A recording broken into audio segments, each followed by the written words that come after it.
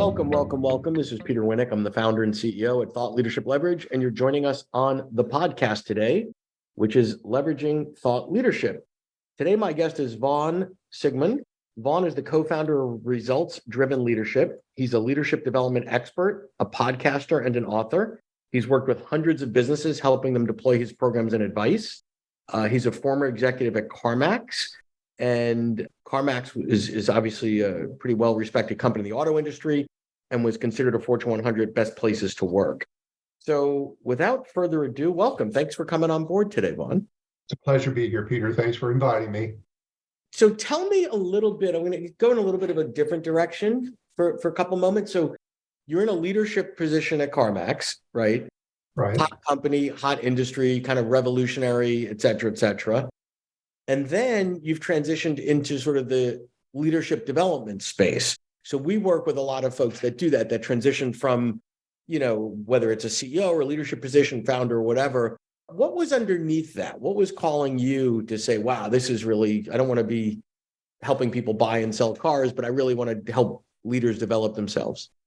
Yeah, good question. And so there is a progression with every company as it grows, metamorphoses, and changes. And I knew the day was going to come at CarMax, as it does with most major organizations, especially in retail, which is primarily my background. When I joined CarMax, they had 12 locations. Right. By the time I retired from CarMax, they had close to 200 locations. One of the things I often said about my love for CarMax is they allowed me to be an entrepreneur in a very highly corporate environment.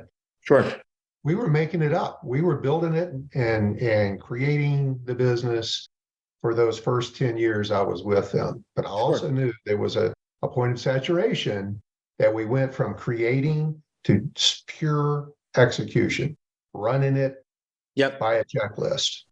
And that bores the snot out of me. And so when that moment came, I suffered through it for about a year. And I said, enough. This is boring. I don't like doing it. I'm at an age. And then I said, I'm going to go create my own thing. So that's a Vaughn thing where you're a growth guy, not a manage it and make the 217th unit look like the 200th. And I get that. That's sort of the difference between leadership management or whatever. But you could have easily taken another role in another high growth company in retail, yet you chose to launch your own sort of leadership development organization. So that's kind of why that, as opposed to what you've been in for so long. After 40 years of having a boss, Peter, I was done having bosses. I had a lot of good ones, but I, at the ripe old age of 56, was done with working for a big corporation and having a boss. I wanted to be my own boss. I wanted to do only what I wanted to do around my passion, which is what I do. And it was escaping that whole concept of the corporate hierarchy.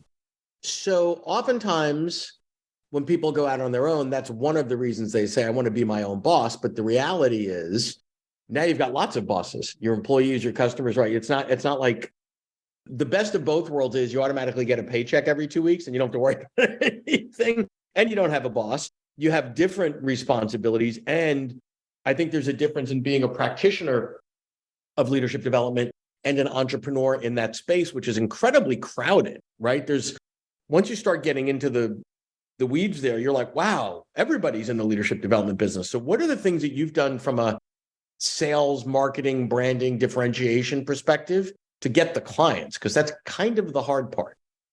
Well, it is the very hardest part that nobody tells you about, right? It's all these concepts of having your own business are beautiful until you have to have somebody buy it.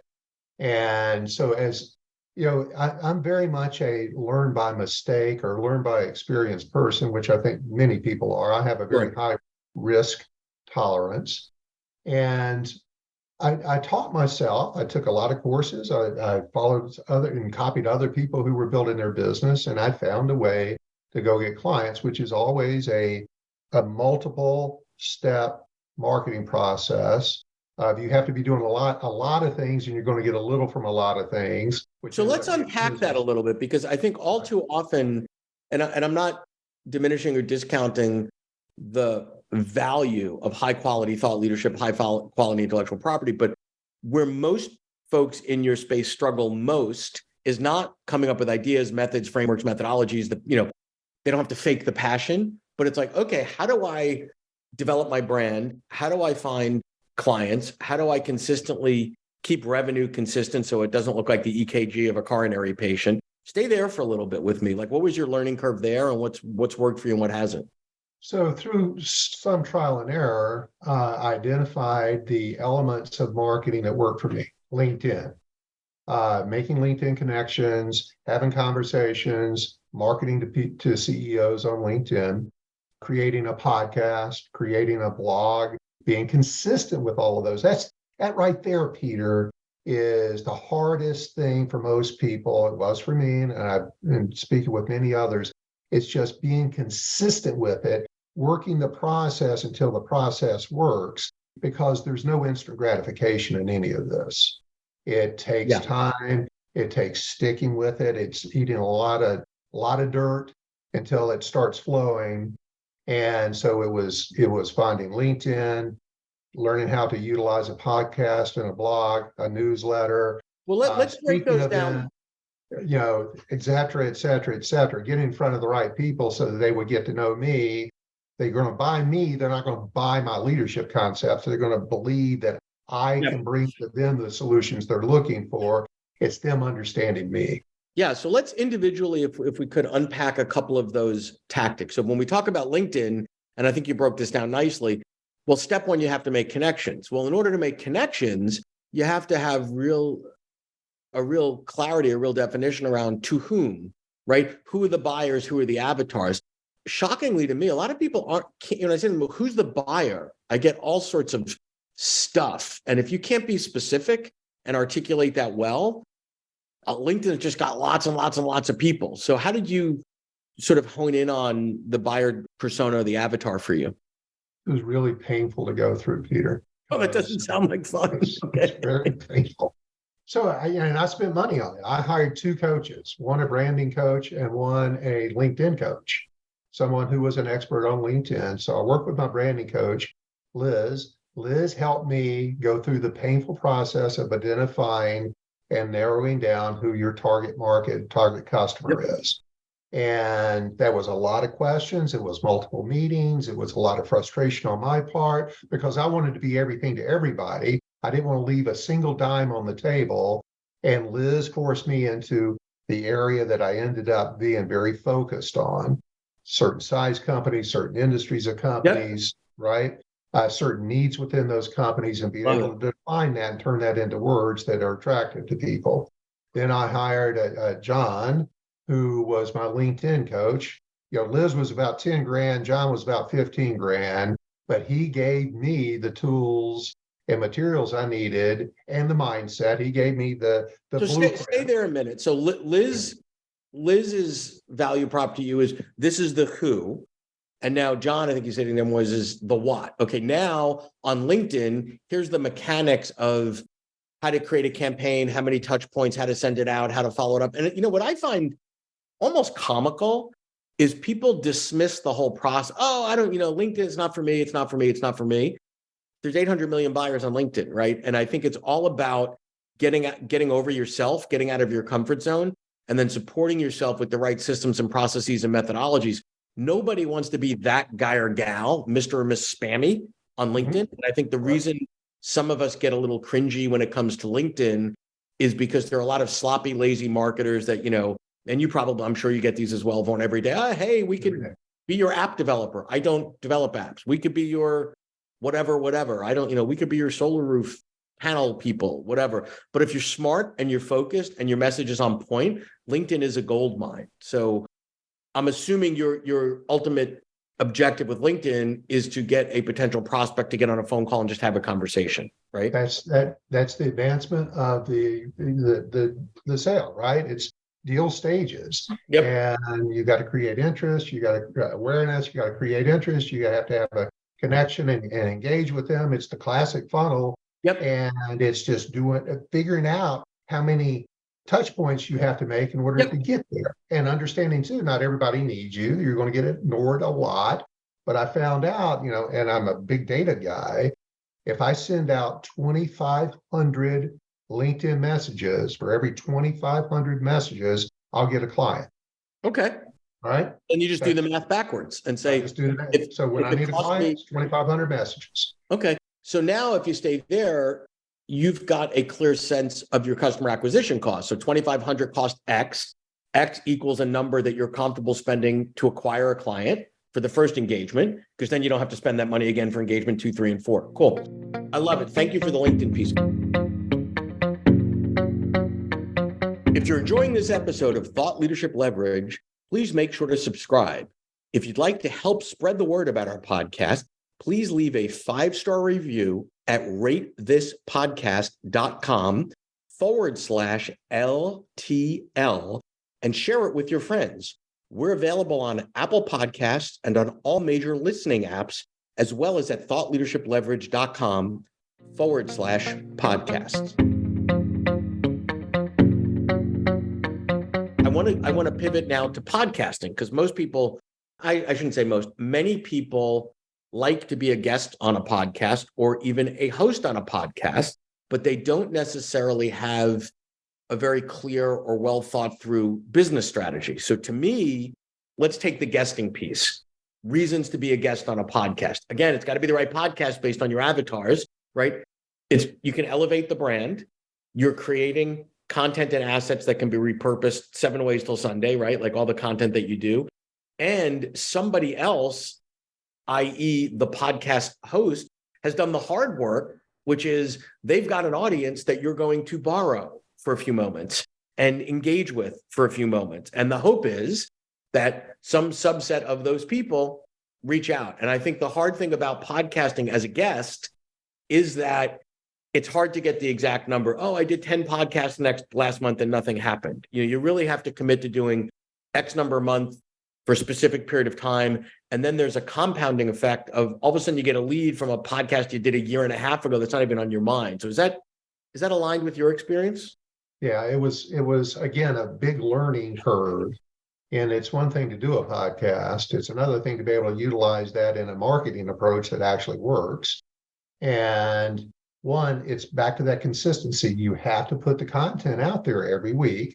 You have to be consistent with the content, along with your keywords, your tags, to make sure that people are going to find you in the searches to listen to you. Then you have to deliver content that is engaging and valuable to where they continue to grow as an audience participant. And within each podcast, you need to make an offer. That's the one I missed out on for the first couple of years, is giving them something to engage further with me, to take them further down the funnel. Is that, hey, I'll give you a free disc assessment. This is a valuable tool. I try to work that into almost every one of my podcasts because I am a true believer in the value of that. Here's a free disc. Here's a free download. Here's a free this. Here's a free that, to get them engaged now, which, Peter, I hope I'm not giving away too many secrets to the audience, but it's now I've got their email. Right. If I've got their email, now I can talk to them directly in a different format, through a newsletter, through webinars. I can take them through other parts of my marketing concept. I find that, so I love that. I find that as a when people are listening to podcasts, unlike if I'm on LinkedIn and I want to learn more, click here next. If I'm on, anywhere else, if I'm in front of my device and I want to learn more, sign up for news, like it's really conducive to that. I think one of the issues with podcast is the use case is usually the car, right? So people, and people don't remember a lot, like you're driving this, that, email Vaughn at blah, blah, blah.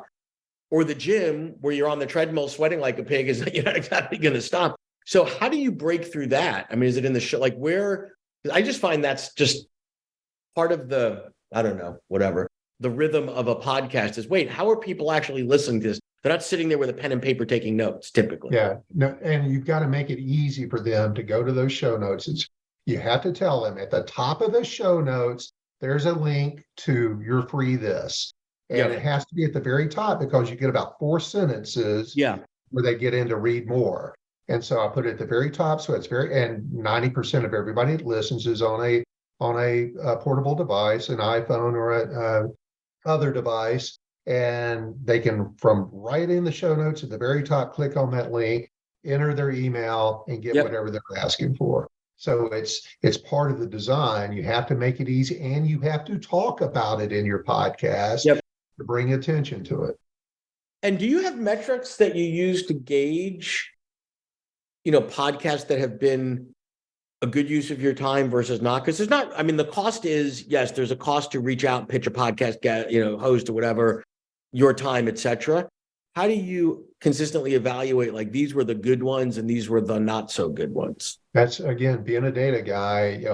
All my podcasts, my podcast hosting is Libsyn. Libsyn has a very good data platform. And if I go through and I look at all my most downloaded podcasts in two ways. One, which one got the fastest download in the least number of days, and which one consistently gets downloaded? What are the key elements that those have in common? And it's always in the title. And the title's leadership. It's difficult people. It's how to. It's, there's certain words that capture people's attention in that title that brings them to listening to the podcast. Well, and I think that's a critical concept, because people think, not all, but many, that, wow, that was a great interview. And the point is, yes, maybe that interview A was better than interview B, but nobody knows that unless they listened, and they're not going to listen unless they, that headline is catchy. And, this is where, we're all working for the algorithm, or we're all working for the hashtag. You have to master these things, because you could give the greatest interview that you ever gave, but if you put the wrong title, it's going to get 5% of maybe one that was mediocre, that was tagged properly. And, listen, life may not be fair. That's just the facts, right? 100% right. So again, you have to, I'll put it this way. Many people in marketing will tell you, whether it's an email, a podcast, a blog, whatever it is, that the most important element is the subject line. Right. And you have to be able to design subject lines or titles that are designed in a way to capture people. And there are all kinds of tools out there, including AI, that will do that for you. But you need to know what your key elements of words, leadership, difficult, et cetera, that you've got to build in there, that your AI or your headline generator will be able to create for you, that is catchy enough to capture someone's attention. And you also have to control the integrity of the brand, because there are things when you do the research that say, oh, if you did the 7 secrets to, better lovemaking or whatever, you're like, okay, yeah, maybe that's going to get me to the top, but that's not on point with my brand. So I'm not doing that. Right. So there's always a trade-off of, ooh, this would get more downloads, but you don't want to be clickbait. You don't want to, you have to be proud, and it has to be aligned with the integrity of your brand, or you can do some damage there. Absolutely. And it's almost like going back to the exercise of your avatar for a prospective client. You have to have an avatar for a prospective listener. And what are the topics they're interested in? And more importantly, how am I helping them? It's not about helping me. How am I helping them? Because that's where the value comes from. And so that's where the content comes in. But if I lose people because I'm putting some BS in my title, and then they listen and say, that's not what Vaughn's about. That's not what I wanted to listen to. They'll never listen to me again. And I lost a huge opportunity, right? Yeah. And so, yes, 100% I agree with you on brand integrity. You've got to deliver on whatever that title says. Yep, exactly. So this has been phenomenal. I appreciate your willingness to sort of double click and go deep on the mechanics, because I think that's what folks need to do. And I think, you're a great example of, it's not why you didn't get in the business to master marketing, but you're not going to stay in the business unless you figure out how to market your pieces. 100%. 100%. And there's one other element I want to make sure I get through, because I say this a lot. And anybody, if they're listening to start a business or want to grow their business, there is a statistic in sales that I think is critical for everybody to know, because this has to work on your patience. 80% of your sales come after the 6th plus outreach. Yeah. Oh, 1,000%. And here's, I'm glad you brought that up because a lot of people say, I tried LinkedIn. Well, tell me what you did. They made a connection and they sent one message, Dear Vaughn, would you like to have a call with me? And nothing happened. So therefore they concluded LinkedIn is garbage. And it's like, yeah, I mean, there's various reports that say it's 5, 6, 10, 12. So now those touch points don't be the person, hitting me up 3 times a day, but it's also multi-integration, right? So it could be a combination of your newsletter, seeing you on a podcast, seeing you, and when you've talked to someone that's been exposed to a lot of your work, because when you're speaking to them on a call, at least this has been my experience, they're quoting you back to you. They're fluent in what you're about. They're of the same mindset. That, they're already sort of on third base, as opposed to someone that's coming in cold. You have to spend a lot of time educating them, which slows down the sales process. And so, at the end of the day, between LinkedIn, podcasts, newsletters, it's about 25%, 25%, 25%, 25%. Let's not ever leave out client satisfaction because 100%. Yeah. Right, because that's another marketing tool. Yeah, is you want to get referrals from your current clients, which I do a great job with, and or my clients do a great job for me, I should say. But it's all those elements, and you've got to move them from a cold call to a warm call to, and how do I do that? And that's the consistency of the messaging, the value of the messaging over a long period of time. Back to my 2,500 messages, that's to about 150 prospects. That's a lot of messages going to 150 prospects, but I do it over months and months and months. Yeah. And if I can't turn it on and turn it off, it's got to always be going on. Yeah. Right. And that builds a consistently growing business. Well, this has been great. I appreciate your time. I appreciate your willingness to share some of what's going on under the hood there. And I encourage folks to sort of process that and figure out how they could develop and implement a similar process that works for them. Thank you, Vaughn. Appreciate it. Peter, it was a pleasure. To learn more about Thought Leadership Leverage, please visit our website at thoughtleadershipleverage.com. To reach me directly, feel free to email me at peter@thoughtleadershipleverage.com. And please subscribe to Leveraging Thought Leadership on iTunes or your favorite podcast app to get your weekly episode automatically.